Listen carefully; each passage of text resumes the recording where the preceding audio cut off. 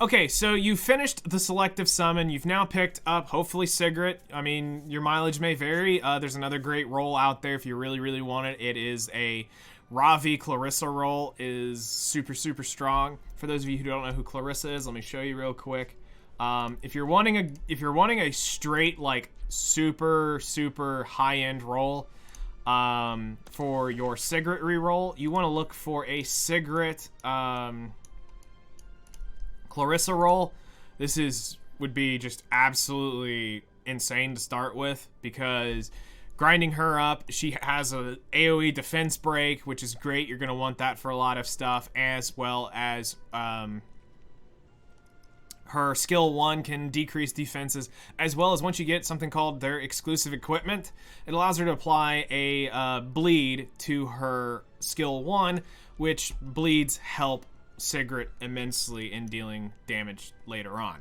So she's probably, if you're trying to get a holy grail roll, look for Clarissa, Sigrid, as well as if you're trying to go all in, you want to look for a Daydream Joker 3-star artifact. Really easy to come by. So just get some pulls into the game and you should be able to pull this artifact. If not, you may even start with it. But this is what you'll be looking for. It's a 3-star artifact. It's one of the best artifacts in the game. So, what are we kind of working towards now that we've got the summons over with? We've got everything we want. Well, there's a couple things. The first thing we want to do is we're going to start working on some connection stuff as we go in. We will want to unlock Free Spirit Tieria as we can. Obviously, we need to go to Stage 2, and we need to beat Mission 2 to unlock her. So, pretty easy to do. We need to get past 110 anyway. The next big thing is we want to start looking at other connection heroes. So if we can, you may want to pick up Montmorency. She should be a fairly easy pickup early on. She's a great cleanser and a good healer later on. She'll need some tweaking in her build to make her good. Another good one that a lot of people are going to be interested in is picking up Angelica. She's probably one of the better Wyvern tanks out there. I went the Montmorency route personally with my start, but I could only do up to Wyvern 12. I'm curious if I rebuilt her. Could I do Wyvern 13 now with her in my build? But I've got a 95% success rate with my current Wyvern team, so I don't bother messing with it. It works for me. It's if it works, if it ain't broke, don't fix it.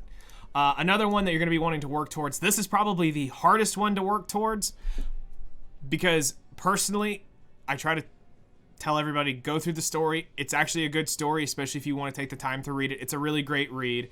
But you need to get to episode 2, which is basically, think about it this is the 3rd chapter of the game, technically.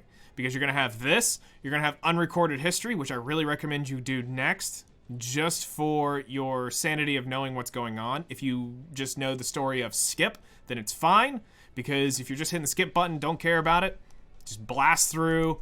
You may even be able to just want to try to jump in and get to his unlock. He's a great character. He's, again, for your Wyvern team, he's one of the best.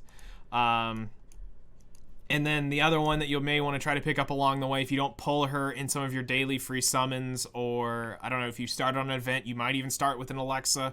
If not, you can come pick her up. She's a great pick. Super easy. So as you can see, the first big step is we want to beat really chapter 1, episode 10, or stage 10, which is right here. There's a few things that are going to be a nice surprise that we're not going to ruin for you. We'll just kind of go over it when we get to it. But yeah, we're going to go in and now try to beat the story. Again, I'm going to do this off stream or off the video because I don't want to spoil anything for you. I'm going to go through, beat this, and I will meet up with you guys after I beat 110, and we'll kind of go up with the next steps. All right, so here we are. We've beat 110, and now we're going to go in and see what else has changed.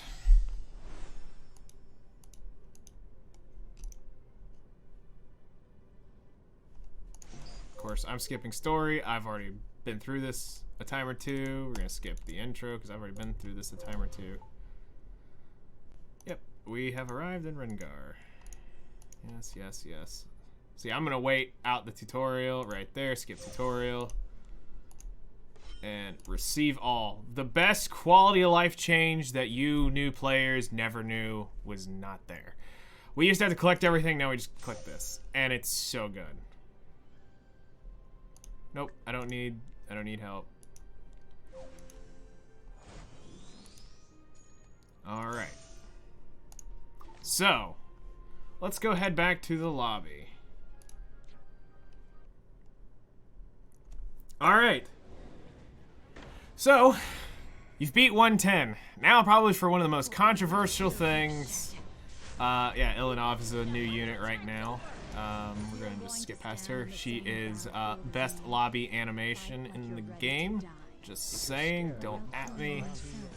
Nobody cares about you, Kowarik. You suck. No, I don't want to review it right now. I've already reviewed it technically 1,000 times. Okay, so here's the big thing. Huge thing that a lot of older players are super salty about. You remember me mentioning Moonlights a couple times? What are Moonlights? They are these characters right here. So they are the light and dark right here. And right here. So these are what we call ML5s. They are super rare, really hard to get. How rare do I mean? I will show you. Spoiler, that's blurred out for when you beat 1010, and then you'll know who that is. But yeah, these are really rare to get, and how rare are they? You can only get them from a couple places. You can get them from Mystics, which are locked right now because you got to have account level 10. You can get them from the Moonlights, which you need to beat the whole first chapter to get. Those are really rare bookmarks. Or you can get them from Covenant summons right here at a ridiculous rate of 0.15 chance out of your entire pool to pull a Moonlight 5 out of this. Not to mention, you're going to more likely pull something else. And then you go down here to actually see what a Moonlight 5 actually has as a pull rate, if I didn't click out of it, which is a 0.005, basically 0.006% chance of pulling a Moonlight 5. I hit that, and I pulled my Judge Kisei right there. That was one of my first 10 pulls. So I got that lucky, but not everybody's going to get that lucky. The other way you can get them, the gold transmit stones you use to buy galaxy bookmarks. Galaxy bookmarks are used in the Moonlight summons. And then there's another one that you can only get in guild, which is a light dark summon. Good luck getting those. But here's why I say this is the most controversial. Moonlight Blessing was just added in the Rise update. What is this? A free ML5 for the choosing. That's right. You get to pick any one of these two units. Wait, you can't count. No, there's two units here you pick. You pick him or you pick her. Alright? A lot of newer units can't be countered. That's basically what he's for. She's an amazing Soul Weaver, but you shouldn't be picking her. Super OP Guild War unit, but you shouldn't be picking her. Kinda's fallen off. I adore her. I would still... Tempting. But no, your choices really are Arbiter Vigilant or Spectre Tenebrio. Why? They fill two totally different roles, but two of the most broken ML5s on the list are these right here. I'll help you choose. I'm going to go through and I'm going to give you the pros and cons of both. Arbiter Vigilant is probably one of the most sought after ML5s in the game, and he's being given away for free. Why? Well, Darkblade, can you hear the approaching ruin? Basically, this is a busted AoE skill, a 10 soul burn, very easy to get even more damage, super, super OP. Upon receiving lethal damage, regenerates 70% of health, increases combat readiness by 100%, fully recovers caster's focus, the OP version of that, and then resets the cooldown. So, yeah. You kill him, he's coming back with vengeance. And then his sweep attack is very, very busted. So, what people do is they run an artifact called Alexa's Basket on him. And the goal is you try to get this skill off before you die. Then when they kill him, you return and you soul burn that back at them, and he just shreds things. He's an amazing AoE farmer, and He's great in PvP, he's great in PvE, he's great everywhere. People have literally forced him into absolutely everything, and he will carry you a very long way in this game. Spectre Tenebria. A fantastic unit. I mean, I can't complain. I own both of them. Actually, Arbiter Vildred is my Moonlight Connection on my main account. I own Spectre Tenebria, MLK, Ruel, and Judge. So, this was a no-brainer. It was Dark Corvus or him, and as much as I wanted Dark Corvus, I picked Arbiter Vildred. Spectre Tenebria is an amazing stun on her S3. It's super... This is a massive damage skill for her. Cool thing here is when an ally is capable of being attacked and is still remaining, the caster cannot be selected as a target. She's basically a stealth unit, meaning you can't hit her in a full party right away. There's no way around it. You have to AoE hit her or you're not hitting her.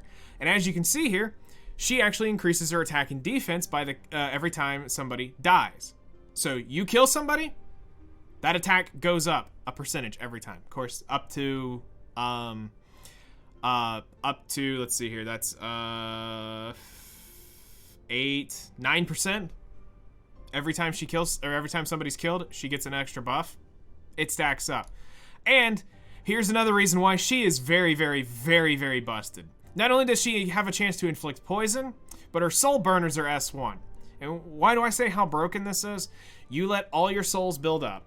You can consistently soul burn, new turn, soul burn, new turn, soul burn, new turn. You can do that through the entire, all of your souls. You can burn her, and you can basically burn somebody down with Spectre Tenebria. Now, here's the thing. Both are great options. Obviously, you have the waifu, you have the husbando.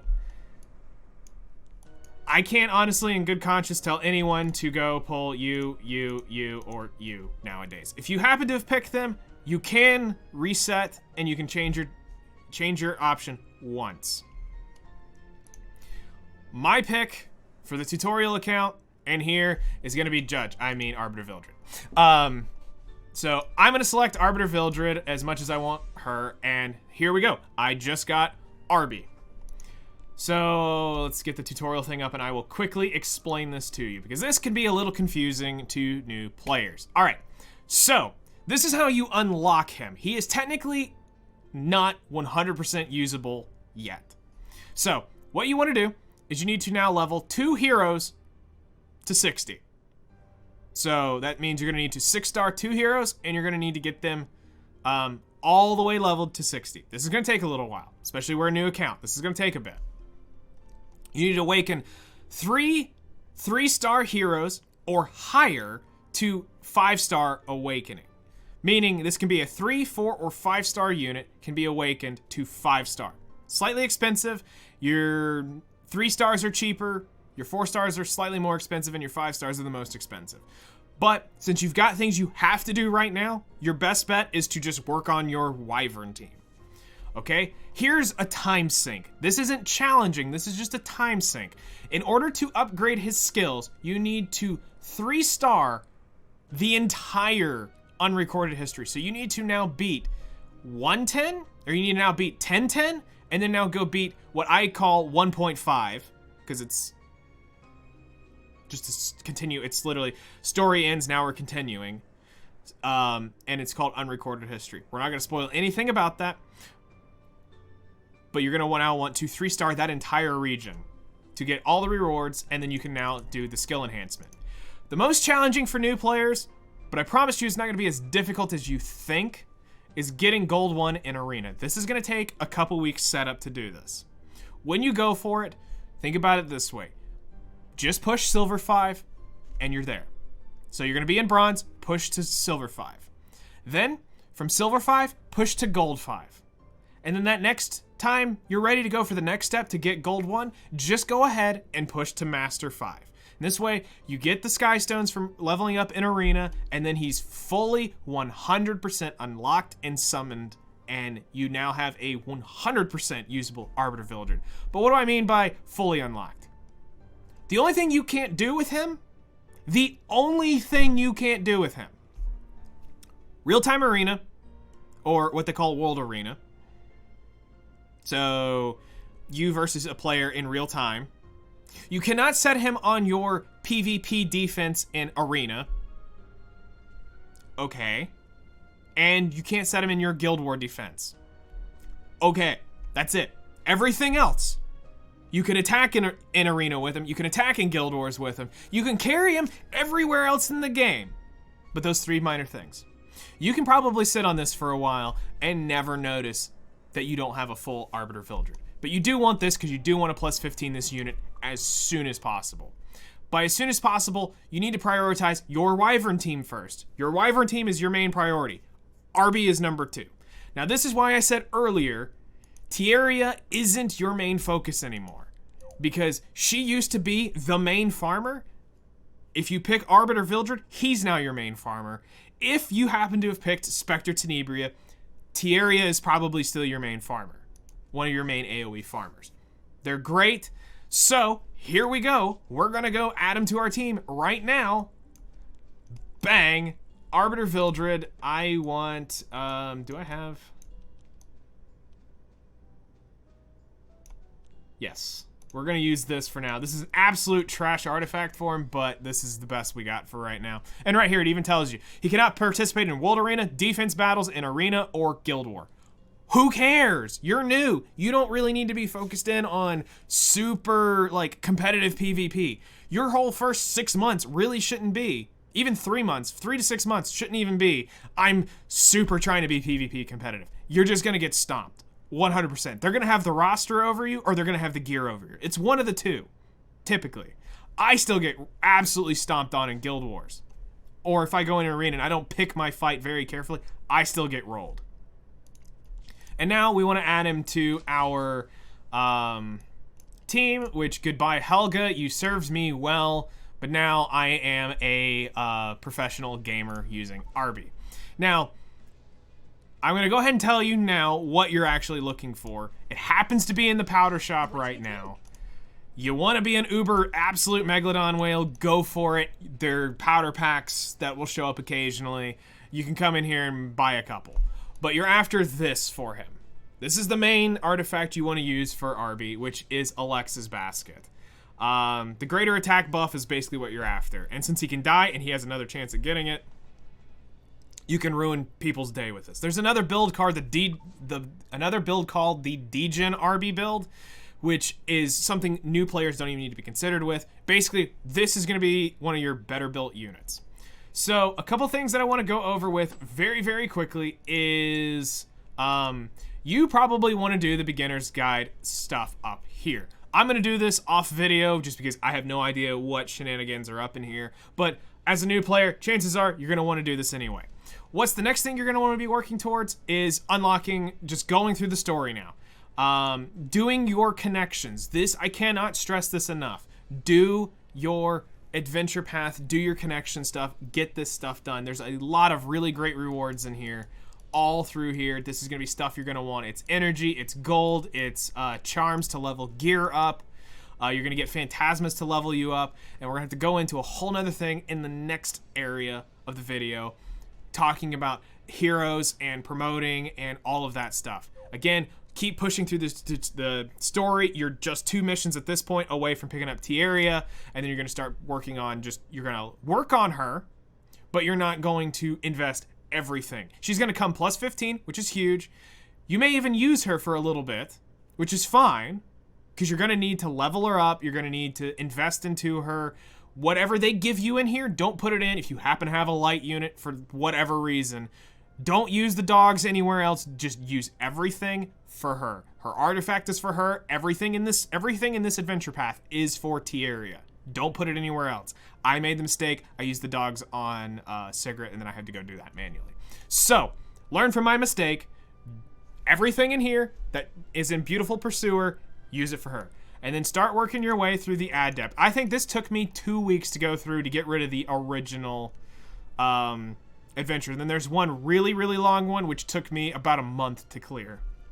So I'm going to go ahead and claim my rewards. And it's just garbage stuff, which is fine. I don't really need any of this. But now we're basically going to start moving through and working, just trying to get this complete in my side time. while I see it here, just to get it in the video so I don't forget, whatever you do, do not buy anything from this shop. This Hoochie scam shop that shows up right here is absolutely just that. It's a scam for your resources. There is really nothing in here that's worth. This isn't worth. That's not really worth. I mean, unless you're just throwing money at the game, none of the stuff in here is really, really worth. There's occasional things that could show up that are on sale that say 50% off, but you got to really know what you're talking about in order to say, is this actually worth? So that's where we're going to stop here, and we're going to move on to the next segment.